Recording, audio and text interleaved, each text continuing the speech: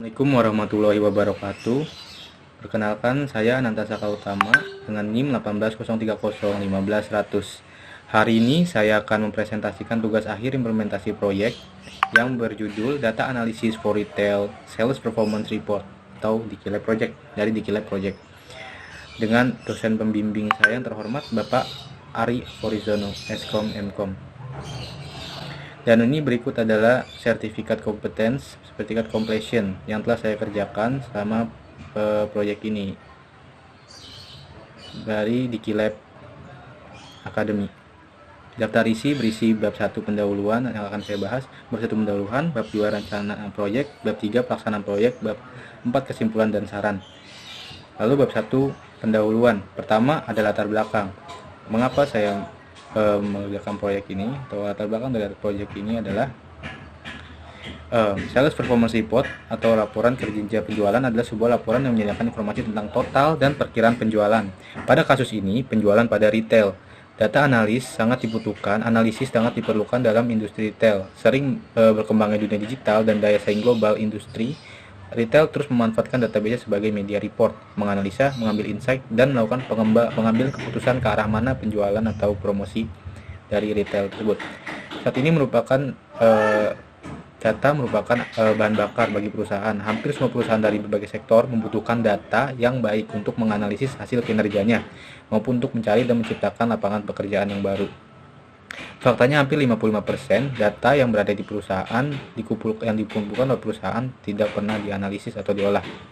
Dan yang kedua ada tujuan dan manfaat. Tujuan dari proyek ini adalah membuat laporan kinerja penjualan yang mana sebuah laporan yang menyediakan informasi tentang total dan perkiraan penjualan pada proyek ini, penjualan pada detail di DKLab Store. Lalu manfaat proyek. Untuk manfaat proyek yaitu untuk membantu pihak DKLab Store dalam menentukan arah pemasaran dan penjualan retailer ke depan. Output yang didapat yaitu pertama, kebijakan dari kesimpulan analisa yang diperoleh, data-data atau grafik dari hasil analisa proyek, laporan dari keseluruhan hasil analisa proyek. Dan untuk rancangan anggaran ini berasal dari saya sendiri. Mengapa berasal dari saya sendiri dan tidak dari pihak DKLab? Karena ini merupakan kerjasama yang menguntungkan saya. Yang pertama, DKLab Academy menyediakan platform untuk saya melakukan proyek-proyek yang bermanfaat dengan benefit. Pertama, mendapatkan sertifikat kompetensi dari DKLab Academy, dan kedua, portofolio sebagai menambah portofolio saya. Dan ketiga itu akses full terhadap semua platform-platform belajar fundamental data science yang ada di DKLab Academy. Dengan total jumlah anggaran yang saya keluarkan adalah 100.000. Bab kedua ada rencana proyek. Yang pertama, tahap perencanaan. Tahap perencanaan yang pertama yaitu membuat rencana proyek. Untuk filenya nanti saya sertakan di Google Drive, yaitu file rancangan proyeknya, dan estimasi pengerjaannya pada bulan November. Outputnya adalah mampu menentukan arah dan tujuan proyek serta gambaran proyek yang akan dikerjakan. Dan yang kegiatan yang kedua, persiapan dan introduction atau pengenalan selama pada bulan November. Outputnya adalah memahami mengenai kebutuhan dan tujuan dari pihak DKLab Store. Dalam hal ini berkaitan dengan dataset penjualan yang akan saya analisa. Dan yang ketiga, melakukan analisa.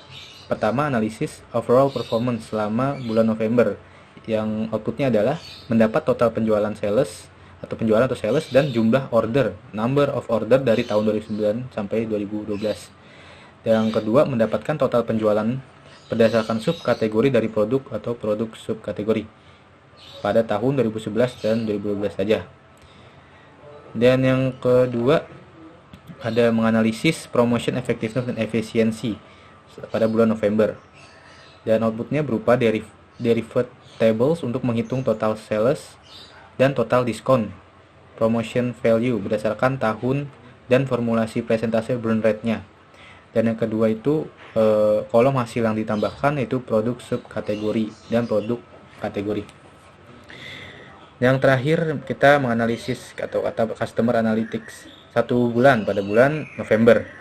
Outputnya berupa mendapatkan jumlah customer atau number of customer yang bertransaksi selama tahun 2009 sampai 2012. Dari semua yang dianalisa itu outputnya berupa table. Dan yang keenam adalah menyimpulkan dari hasil analisa dan membuat kesimpulan. Ini dikerjakan selama sepanjang bulan November dan bulan Desember. Outputnya berupa kesimpulan dari hasil analisa yang diperoleh selama analisis proyek. Yang terakhir ada pengerjaan pembuatan laporan selama 2 bulan dari bulan November dan sampai Desember, yang berisi outputnya laporan keluaran dari proyek, keseluruhan dari proyek. Lalu yang kedua, mengidentifikasi stakeholder. Berdasarkan rencana implementasi, maka reformer melakukan pemetaan stakeholder yang terlibat dalam implementasi proyek ini. Yang pertama, ada dosen pembimbing, 2 mentor data analis, ketiga mahasiswa atau saya, keempat orang tua atau wali mahasiswa, dan yang kelima manajer operasional di QLab.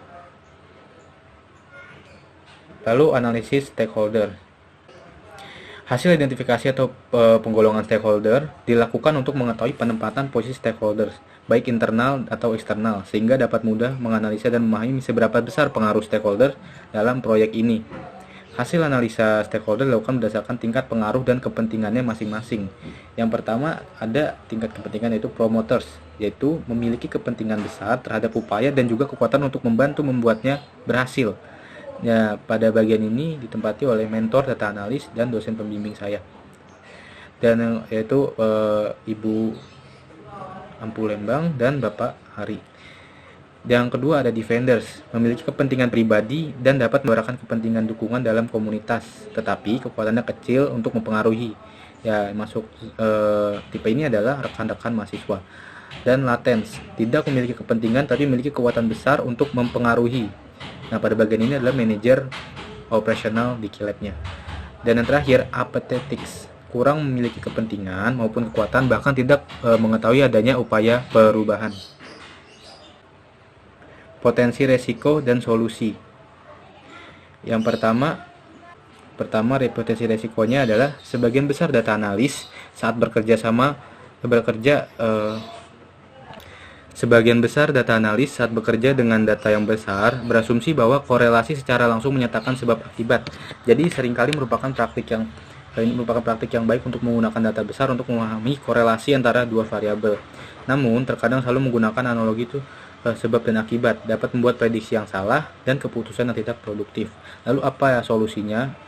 Solusinya adalah untuk memanfaatkan data besar, hasil terbaik data analis perlu memahami perbedaan antara korelasi dan penyebab. Artinya korelasi X dan Y cenderung diamati pada waktu yang sama, sedangkan kualitas berarti X menyebabkan Y. Ini adalah dua hal yang sama sekali berbeda dalam ilmu data. Namun perbedaan tersebut sering diabaikan. Dan yang kedua, salah dalam memilih bentuk visualisasi yang tepat. Sebagian besar data analis berkonsentrasi pada mempelajari aspek teknis analisis. Mereka terkadang abai untuk fokus pada pemahaman dan penggunaan teknis visualisasinya. Teknik inilah yang sebenarnya dapat membuat mereka memperoleh wawasan lebih cepat dan mudah ditangkap karena dalam bentuk visual yang mudah dipahami. Solusinya, fokus terhadap aspek visualisasi dari hasil analisa yang diperoleh agar data dapat mudah untuk dipahami dan analisa untuk membuat kesimpulannya. Lalu ada analisis tanpa perencanaan atau dasar pertanyaan. Sebagian besar proyek ilmu data akhirnya menjawab pertanyaan apa, karena data analis tidak dapat mengikuti jalur ideal dalam melakukan analisis dengan memiliki pertanyaan yang ada. Data science berbicara tentang menjawab pertanyaan jenis mengapa menggunakan big data. Solusinya, kita harus menganalisis kumpulan data tertentu dengan motif untuk menjawab pertanyaan-pertanyaan yang belum pernah dijawab sebelumnya, sehingga menggabungkan kumpulan data yang belum pernah digabungkan. Lalu yang kelima ada kriteria keberhasilan. Proyek ini dikatakan berhasil apabila penulis dan pelaksana proyek berhasil melakukan analisa dataset sesuai permintaan atau kebutuhan penjual retail, serta berhasil memaparkan data dalam bentuk tabel yang mudah dipahami atau dianalisa, dan terakhir berhasil membuat kesimpulan dari keseluruhan proses analisa yang dilakukan terhadap dataset dan membuat penjualan di QLab Store mendapatkan gambaran peluang atau arah penjualan ke depannya. Dan yang terakhir ada faktor pendukung keberhasilan. Faktor lainnya yang dapat mendukung keberhasilan proyek ini adalah sebagai berikut. Pertama, yaitu komitmen dari Diki Lab Store dan unit kerja terkait untuk melaksanakan proyek ini guna meningkatkan pengendalian kegiatan agar dapat berjalan dengan secara efektif dan efisien melalui aplikasi yang telah disusun dan disepakati. Maksudnya bukan aplikasi, ini web. Dan kedua, sumber materi SQL yang memadai dalam proses analisa data. Sumber materi SQL ini mudah didapat karena terdapat dalam pelatihan-pelatihan yang sudah disediakan oleh Diki Lab Academy. Dan lanjut ke bab ketiga, pelaksanaan proyek. Yang pertama ada capaian proyek. Capaian proyek yaitu capaian proyeknya ada 6 poin. Pertama, pengenalan materi penunjang yang terdapat pada materi pelatihan di website Diki Lab. Yang kedua, koordinasi yang baik dengan mentor selama proses proyek. Yang ketiga, koordinasi dan pengawasan dari dosen pembimbing proyek. Yang keempat, terwujudnya kepastian akan komitmen antar stakeholder dari proses awal hingga akhir. Yang kelima, terwujudnya pelaksanaan berkat dukungan data yang disediakan oleh pihak Diki Lab Store. Keenam, tersedianya platform yang baik bila ingin mempelajari kesalahan selama pengerjaan proyek, yaitu platform komunikasi tanya jawab seputar kode SQL untuk menganalisis datanya. Lalu ada capaian-capaian dan tahapan proyeknya. Yang pertama, rancangan rencana proyek. Rancangan proyek ini terlampir di lampiran, itu berisi rancangan rencana proyeknya yang saya kerjakan, yang berisi latar belakang dan deskripsi atau rencana proyek atau judulnya. Yang kedua, cakupan dan pelaksanaan proyek yang berisi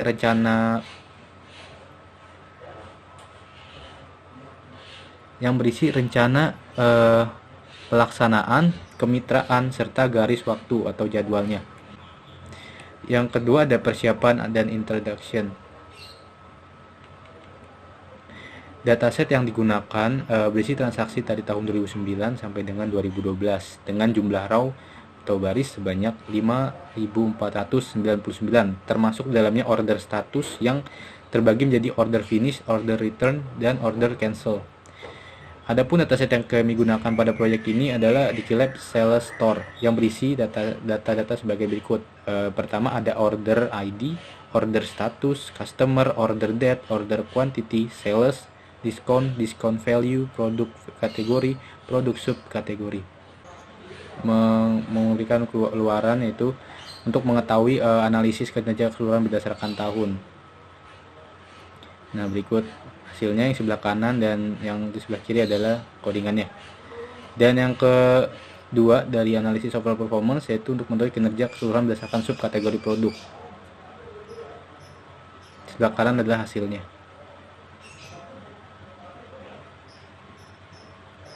Dan yang keempat, menganalisis promotion effectiveness dan efisiensi. Yang pertama ada efektivitas dan efisiensi promosi berdasarkan tahun.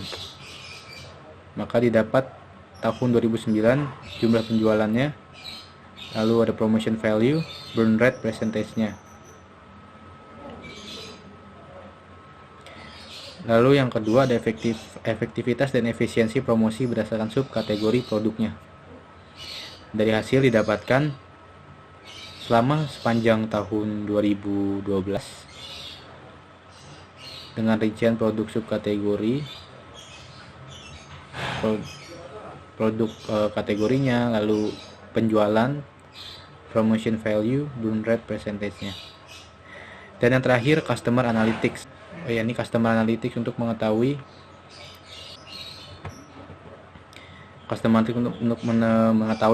jumlah customer atau number of customer yang bertransaksi setiap tahun dari tahun 2009 sampai 2012. Hasil analisa dan kesimpulan. Overall sales performance per tahun berdasarkan total sales terjadi penurunan pada tahun 2010, namun kembali meningkat pada tahun selanjutnya. Sedangkan berdasarkan jumlah transaksi, terjadi penurunan transaksi pada tahun 2011, lalu terjadi peningkatan kembali di tahun 2012. Yang kedua, penjualan tertinggi berdasarkan subkategori produk pada tahun 2011 diperoleh dari penjualan chairs and Chairman sebesar 622.962.720. Dan untuk tahun 2012 diperoleh dari penjualan office machine sebesar 800.101.427.140. Sedangkan secara kumulatif penjualan tertinggi untuk tahun 2011 dan 2012 diperoleh dari penjualan office machine sebesar 1.357.283.420. Jadi yang ketiga, berdasarkan brand percentage, promosi yang dilakukan dari tahun 2009 sampai 2012 kurang efisien dan efektif karena tidak berhasil memenuhi target maksimal brand rate-nya yang ditetapkan di Kilab, itu sebesar 4,5%. Dan yang terakhir, jumlah customer yang melakukan transaksi di tahun 2009 sampai dengan 2012 terjadi penurunan pada tahun 2011. Namun tidak ada perubahan yang signifikan karena jumlahnya berada di rentan angka kurang lebih 580 customer tiap tahun.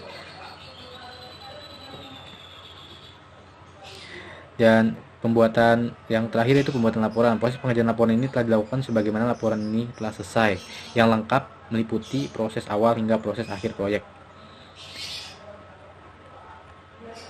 Lalu ada kendala dalam pelaksanaan proyek ini. Terdapat beberapa kendala, baik kendala internal maupun eksternal. Namun sejauh ini penulis tidak pernah mengalami kendala eksternal. Maka adapun kendala internal yang dihadapi, yaitu pertama, membagi waktu pengerjaan proyek dengan waktu kuliah atau kegiatan lain. Kedua, komunikasi yang terbatas dengan mentor. Dan ketiga, kerap mengalami kesalahan dalam mengerjakan SQL code dan pembuatan visualisasinya. Dan apa strategi dalam mengatasi kendala yang saya lakukan? Pertama, membuat jadwal pengerjaan yang detail dan jelas dan teratur agar tidak mengganggu kegiatan lain. Komunikasi yang terbatas. Yang kedua, komunikasi yang terbatas tidak menghambat pengerjaan apabila mengatur daftar pertanyaan atau kendala dan waktu yang diberi mentor. Tiga, apabila kesulitan pengerjaan SQL, dapat menggunakan platform tanya jawab di Kilab dan mengakses kembali materi analis data yang menggunakan SQL code. Lalu bab keempat, kesimpulan.